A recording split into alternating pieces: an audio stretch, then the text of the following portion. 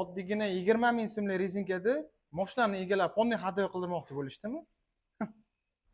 Qo'limdagi Matiz Sharovoy. Bunda Sunny Block, ya'ni g'alta rezinkasi.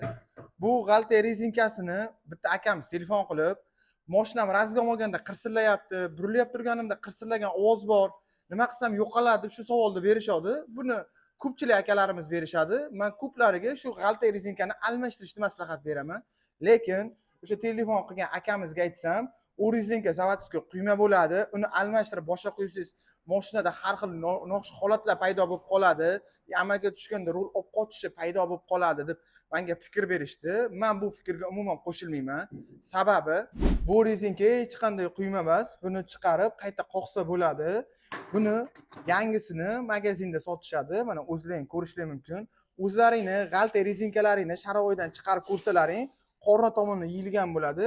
Mana bu yangisi. Qornlari qani. Bu rezinkani qo'yganda mashina ancha yumshoq bo'lib, sizdagi bo'layotgan turgan noxush holatlar yo'qoladi. Ko'pchilik usta akalarimiz Sharovoy ketmagan bo'lsa ham, g'alta rezinkasi ketgan bo'lsa, seli butun Sharovoy qo'yib yuborishar ekan, lekin arzimagan shu 20 ming so'mlik rezinkani qo'yib boshqatdan yaxshilab qotirilsa, mashinani egasini cho'ntagiga ham yaxshi, ustani o'ziga ham yaxshi. Agar video manfaatli bo'lgan bo'lsa, videoga bitta like bosib, albatta obuna bo'lishni unutmanglar. Konkursga 2 kun qoldi, albatta ulgurib qolinglar. Bir donagina g'olibimiz aniqlanib, hammani ko'z o'ngida Creali tomonidan 4 ta amortizator beriladi.